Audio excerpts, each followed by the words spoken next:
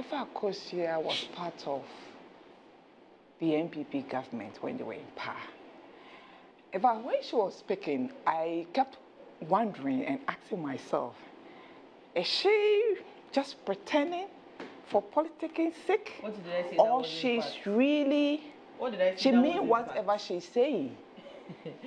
She used some words. I just want to highlight reckless borrowing by NDC. It's difficult highlighting the ills of this government. And I'm just saying, really? What is Akosua went about ahead to say that should even benefit you. I'm a professor and I'm here trying to defend an increase or an increment of 1 cedi on a liter. And I kept asking, can I reiterate my comment so that you situate your... No, you can't. Really I can't. No. With what she's saying. I mean, was Akosua not in this country when things were so difficult to the extent that fuel price, diesel, went as high as 23 cedis? I mean, 23 cedis per liter. Was she not in this country? I kept asking myself, Akosua is trying to, put some information out there to let it look as if it's unheard of.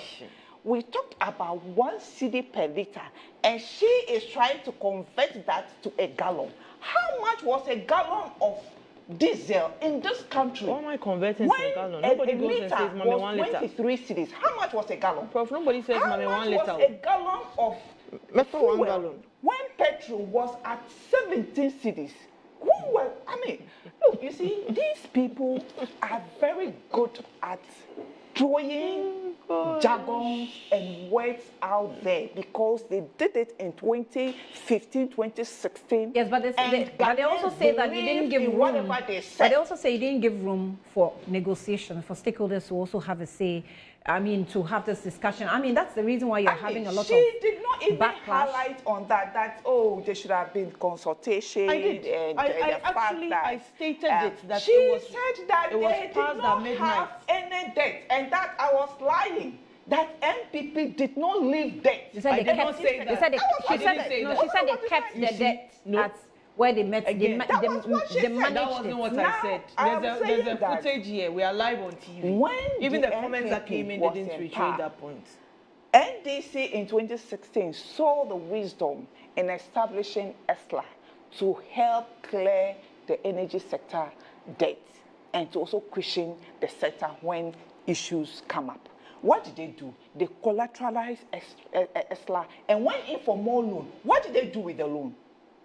This NPP today, that Akosua is here attacking me and trying to let Ghanaians believe that the NDC is not a good party or the governance or the policy of increasing the levy by 1 cedi is evil. These same people, when they were in power, borrow so much to the extent that the poor workers.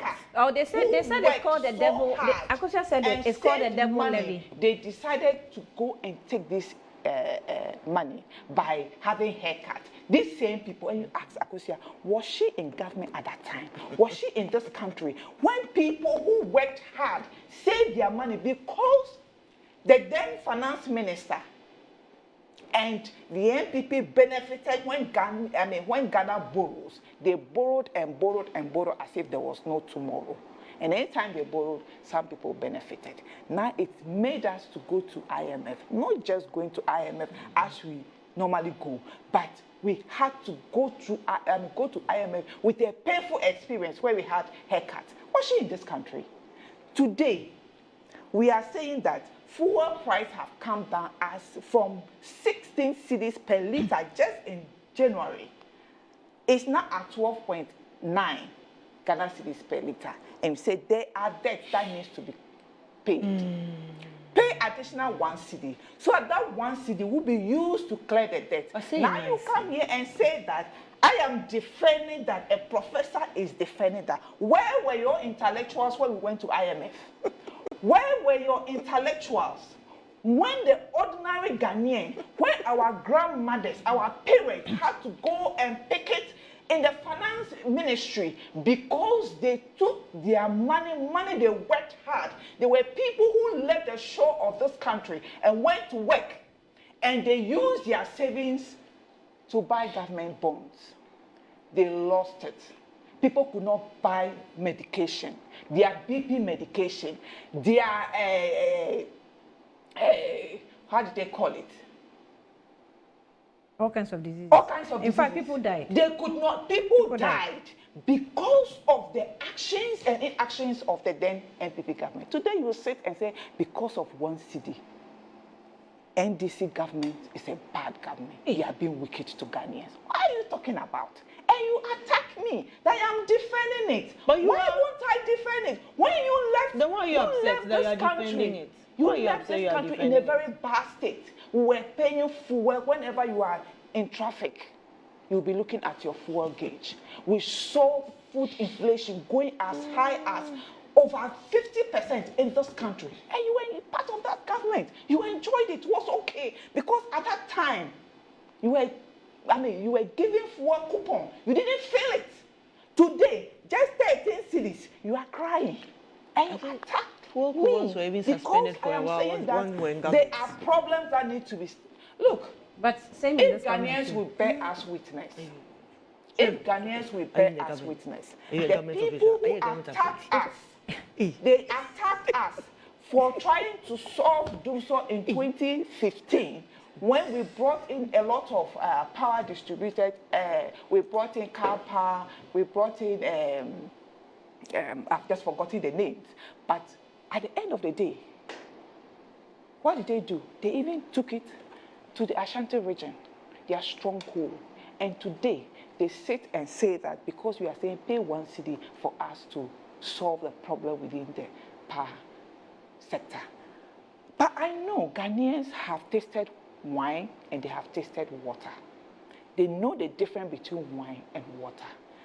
NPP portray to be a government or a party that when they come to power, they will solve the problems of Ghanaians.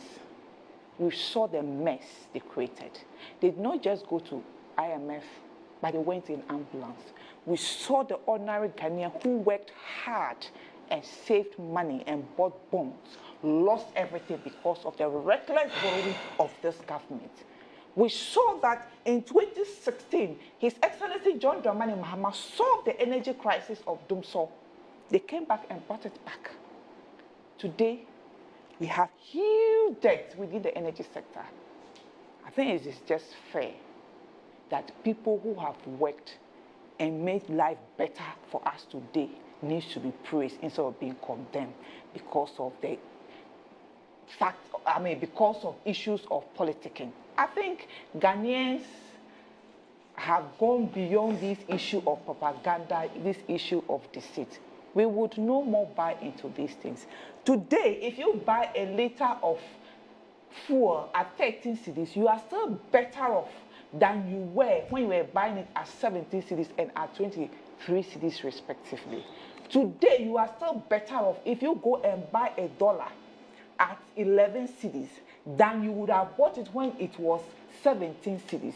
And so the issue of what has NDC done to make the city to appreciate, sometimes I get marveled that for 8 years, somebody who had economic background, who was sold to Ghanaians that he was an economic risky and he was coming to better our city, could not bring the city to even 10 cities for 8 years. You said nothing. And today, you said we nothing. took the city from 16, we are at 10.8, 10.9.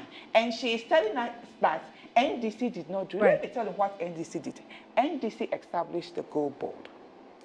Now, what the Gold Board did was, just like Cocoa Board, the Gold Board became the sole purchaser of our gold, which means that it was an offense for an ordinary Ghanaian to smuggle or to send gold out of this country. So Gold Board buys every gold that is mined in this country, and we sell the gold. We then bring in foreign exchange.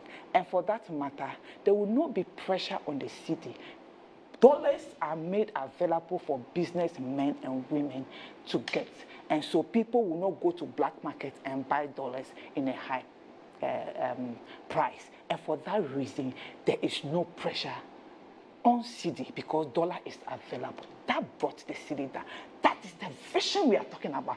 This is a government that dreamt and had this vision and has implemented it. And today, though world price fuel has come down, we would have put it still at a higher price because if the dollar was $1 to 17 cedis, if you imported, let's say,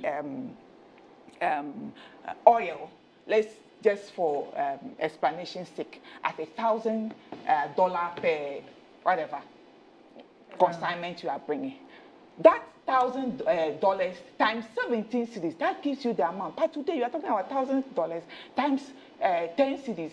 And so if you are saying that you do not know or NDC has not really done anything to bring the cedi down, then you are either not understanding our explanation or you are refusing. But all we are saying is that the NDC had a vision to establish gold board, and for that matter, people do not have that right to smuggle or to sell gold out of this country, and that is one of the major reasons. And that is the policy direction that NDC all right, Annie, but this one says that Tafami has said that, Annie, okay.